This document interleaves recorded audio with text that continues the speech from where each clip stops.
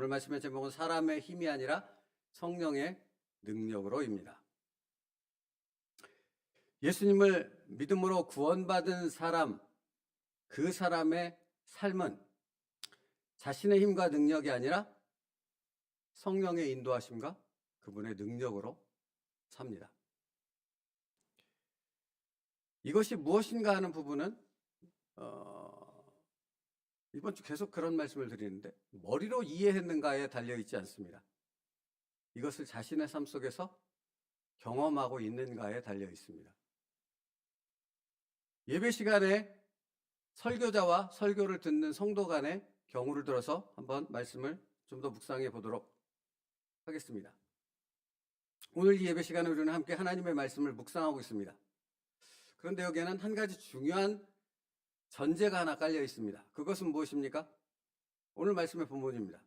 내 말과 내 전도함이 설득력 있는 지혜의 말로 하지 아니하고 다만 성령의 나타나심과 능력으로 하여입니다. 그러니까 말씀을 전하는 자는 자기의 지혜와 능력으로, 자기가 가진 지식적인 능력으로 말씀을 전해야 합니까? 거기에 있지 않다는 것을 명확하게 말씀하고 있죠. 근데 여러분, 이게 그러면 말씀을 전하는 저에게는 그렇게 묵상이 되어진다면 말씀을 듣는 여러분에게는 어떻게 적용이 되어지겠습니까? 말씀을 깨닫는 것은 여기 앞에서 전하는 자의 능력에 달려 있습니까? 아니면 듣는 자가 성령 가운데 붙잡힌 바 되어졌는가 아닌가에 달려 있습니까? 어디에 달려 있습니까? 그래서 제가 그런 말씀 드리지 않습니까? 여기 초등학생이 서서 말씀을 전해도 듣는 자에게는 하나님의 성령의 역사로 충만해질 수 있습니다. 왜죠? 깨닫게 하시는 이는 성령이시니까.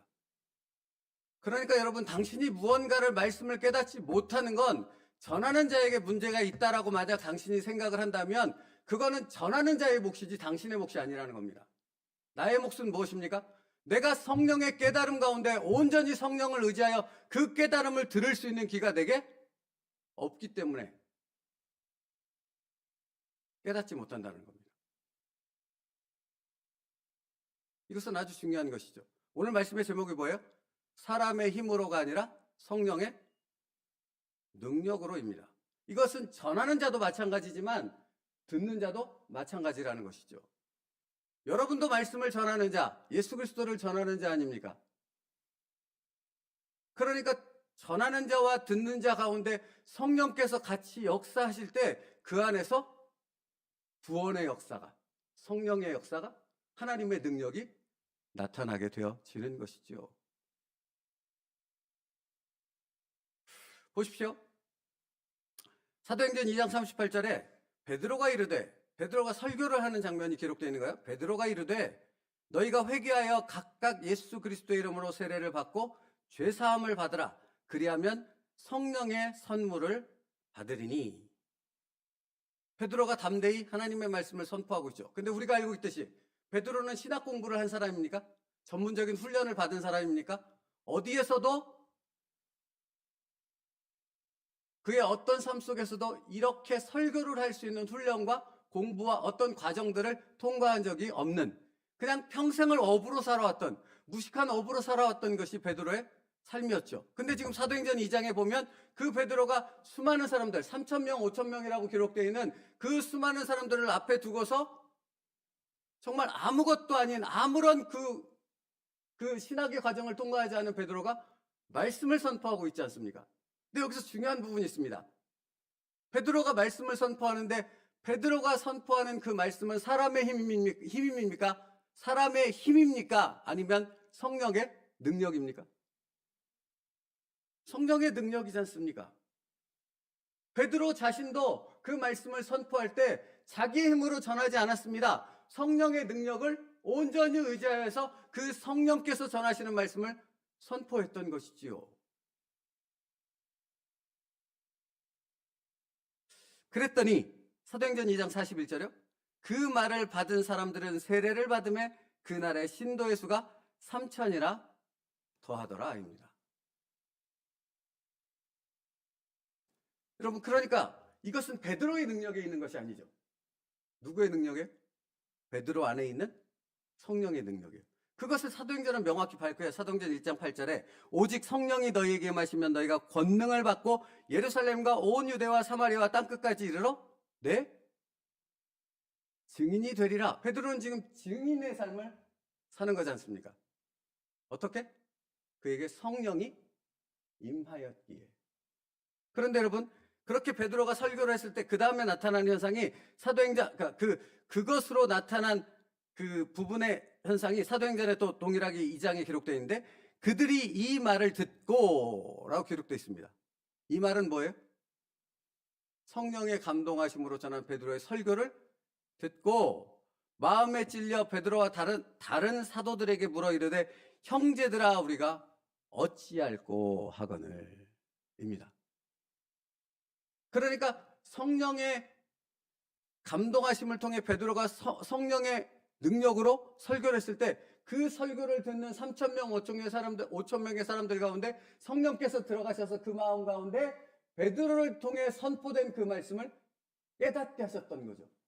그러니까 그 설교를 듣고 그들이 내가 어찌할꼬가 되는 겁니다. 사실 여러분, 이 설교는 사도행전 7장의 스데반의 설교와 같이 연결되어 있어요. 왜? 동일한 메시지가 선포되어 있으니까. 어떤 메시지가 선포되어 있습니까?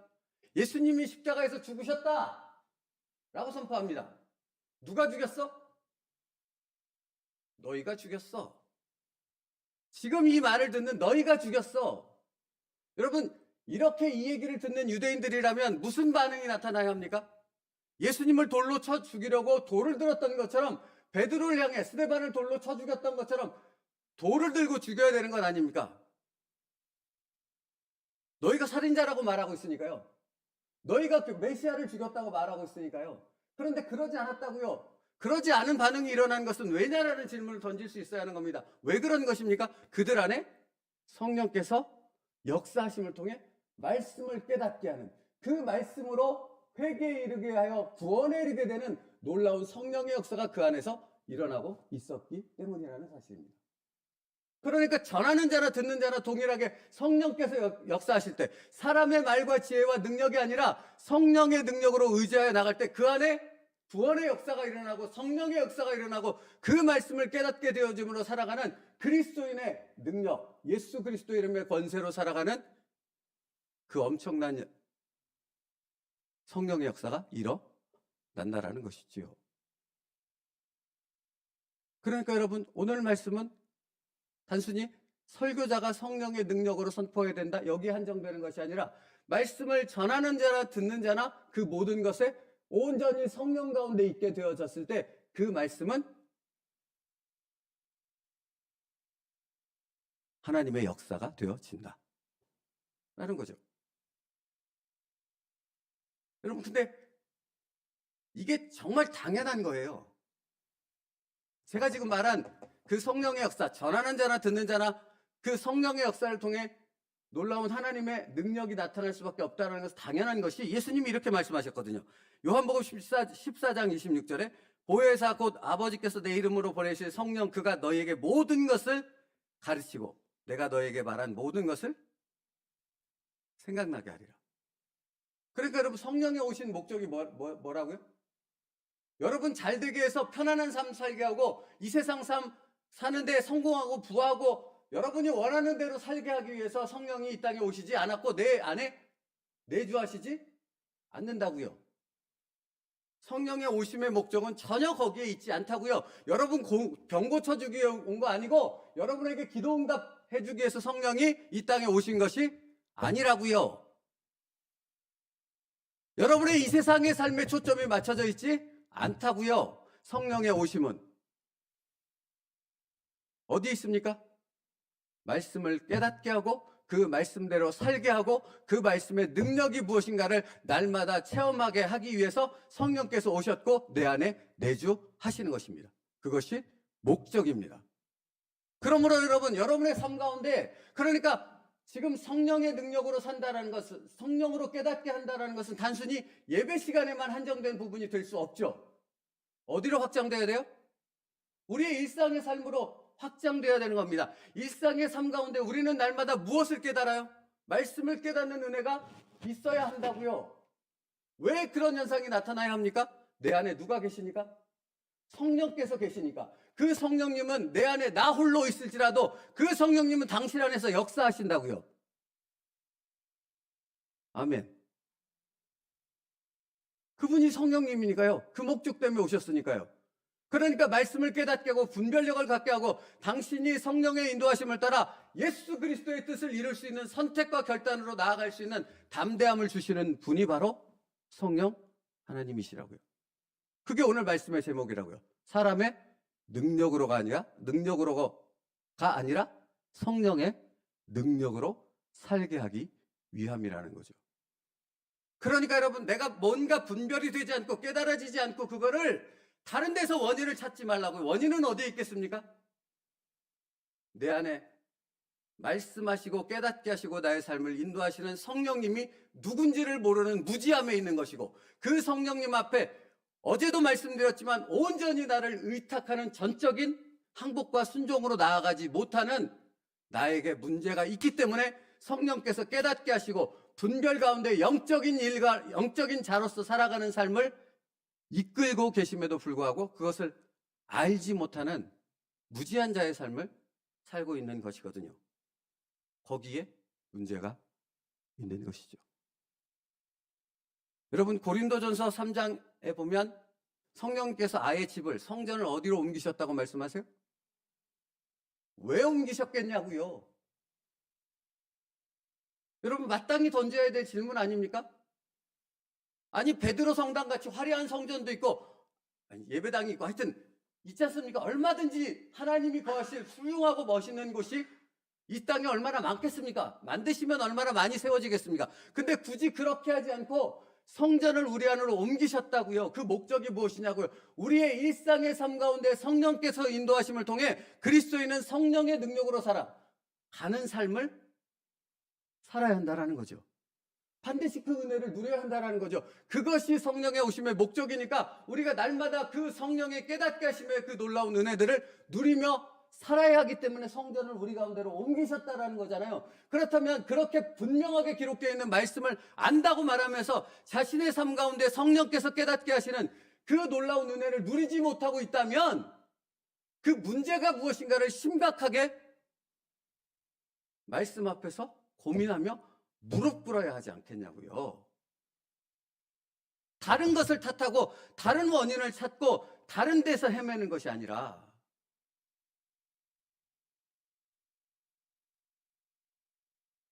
보십시오. 그래서 오늘 챔버스 목사님이 이렇게 말해요.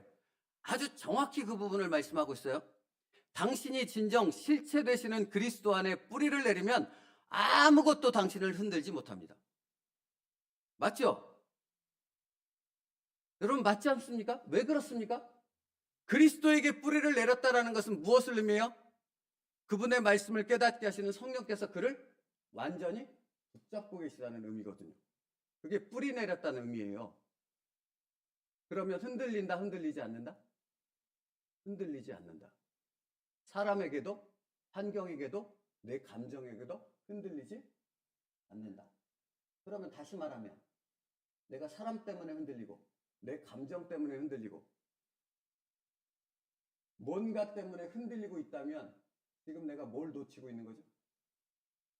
성령께서 말씀 안에서 나를 붙잡고 계시다는 것을 신뢰하지 못하는 것이요. 그 성령께서 깨닫게 하시는 말씀에 내가 온전히 주목하여져서 나를 의탁하지 못하고 있다는 분명한 증거가 되는 것이지 않습니까? 그 문제는 다른 데 있지 않다고요. 나에게 있는데 성령께 온전히 집중해서 그 성령께서 인도하시는 것 가운데, 그 깨닫게 하신 가운데 나를 온전히 맡겨드리지 못하고 있기 때문이 원인이라고요. 보십시오. 당신이 진정 실체가 되시는 그리스도 안에 뿌리를 내리면 아무것도 당신을 흔들지 못합니다. 만일 당신의 믿음을 체험해 둔다면 주변에서 일어나는 일들이 언제든지 당신의 믿음을 흔들어 놓을 것입니다. 무슨 말입니까? 여러분, 그리스도인들 중에 오래 신앙생활하고 오래된 교회를 가보면 과거에 자기가 은혜 받았던 부분에만 집착해서 오늘 현재는 전혀 성령의 은혜 가운데 살아가지 못하는 그런 비참한 그리스도인이 얼마나 많은지 모른다라고 말씀을 드렸죠. 그런 사람을 얼마나 수없이 많이 봤는지 모른다고요. 그런데 여러분, 여기의 문제점은 무엇입니까? 과거에는 역사였는데 오늘 내게 말씀하시는 성령님은 내게 없다라는 말이거든요. 근데 오늘 말씀은 무엇입니까? 성령의 능력으로 사는 것은 과거예요? 아니면 미래에 일어날 일이에요? 아니면 오늘이에요? 오늘이라고요. 지금이라고요. 어제의 오늘이 그래야 되고, 오늘의 오늘이 그래야 되고, 내일의 오늘이 그런 삶을 살아가는 것이 그리스도인, 예수 그리스도께 뿌리 박은 성령의 사람들의 삶이라. 그게 나이어야 하는 거죠. 나요.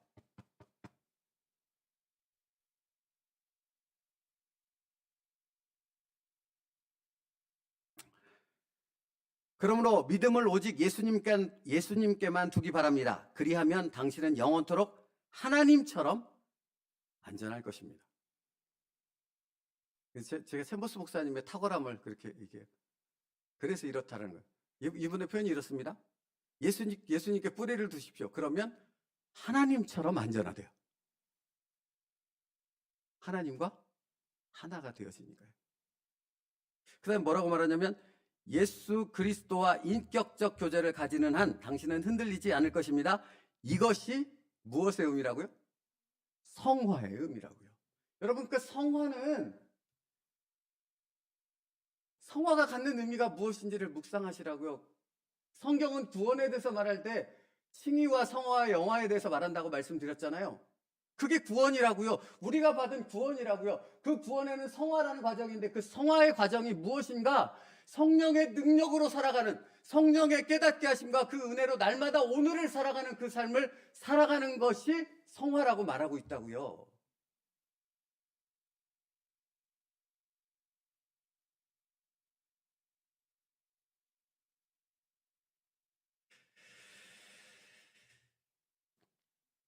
디모데전서 4장 4절로부터 5절 말씀에 이런 말씀이 기록되어 있습니다.